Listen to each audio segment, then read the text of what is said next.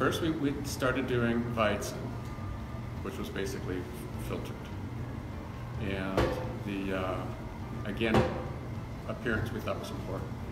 Yeah. And we recommended that be served with a lemon, but it was bright. And cloudy. It was not cloudy. Not originally cloudy. No.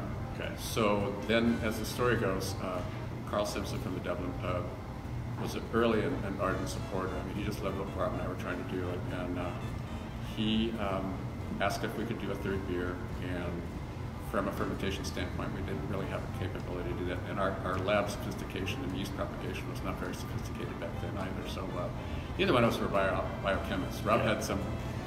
Rob started off in hotel restaurant management, had some lab experience, but I had almost none. Took chemistry in high school. Exactly. That was it. But anyhow, so since Rob is not present, I always take full credit for the idea. But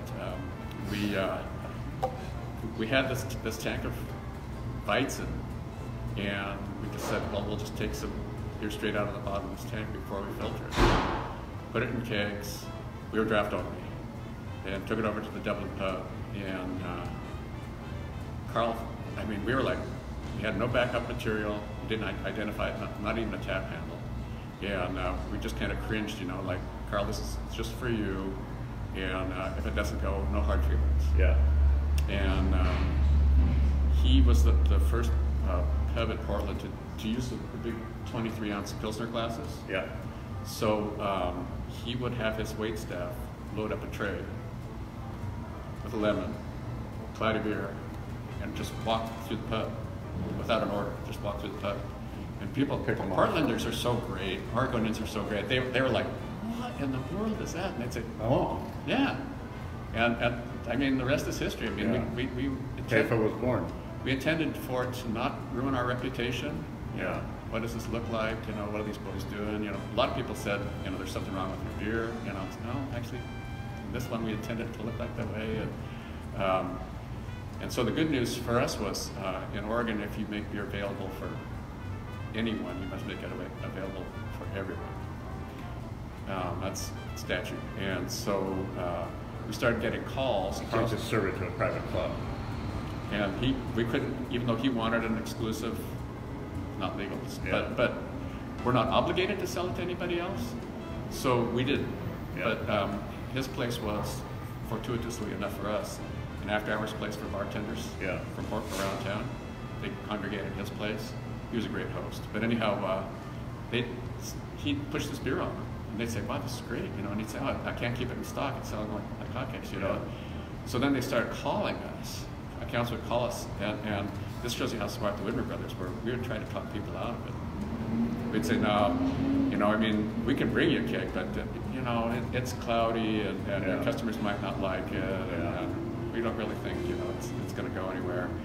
And they insisted, and we had no. Nice. Yeah. Yeah, I guess I had it wrong. I thought that the lemon came after the Hefe came out, but no, we started putting lemon on the Weizen. On the Weizen. Okay. And in fact, in some parts of Germany, they don't put lemon in Hefe Weizen. Yeah. You know how they do it? I've never been to Germany. Okay, so you take a lemon round. Yeah. And like a slice. Yes. Full round slice. Full round slice, and jam it in the bottom of the Pilsner glass, the big Pilsner glass. Yeah.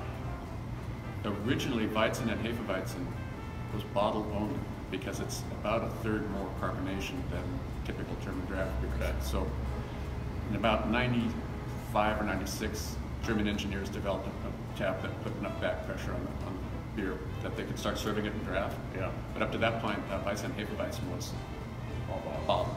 So they'd take the glass with the round and put it over the open bottle, which is a half-liter bottle, and then invert, and slowly bring the bottle up because it's very carbonated. Yeah. And then if the bartender knew what he was doing, which they always did, he ended up with a full, beautiful pour, as like the tap handle, with the big head. Gotcha. With the big head. With the lemon floating on top. No, it would stay round stayed in the bottom. So I want to do that. Well, so we started off recommending that, and then it was like a bit much. Bartenders generally like it faster, You know, the idea of like in Germany, if you order a draft beer, it might take a while. Yeah. You know, I mean, they don't scrape the head off. I mean, they pour a beer, Let it sit. let it, you know, head up. You know, might be half. While you're going like this. Yeah. Well, not everybody's used to that. You know, Yeah. and so you don't get an instant beer over there unless you're in a beer garden, and then they just. So is Hefe still a cult beer or is it a mainstream beer now? I have to. Rob and I were just a little bit amused that not to single anybody out, but in one part of the country, it's like they've discovered cloudy beer. Yeah. They're making a big deal of that. Hazies. And Rob and I are like, geez Louise, we've been at this for 30 effing years, and these guys are now acting like they discovered hazy beer, you know? Did you just roll your eyes at hazy IPA? No, that wasn't me. Not officially. That wasn't me.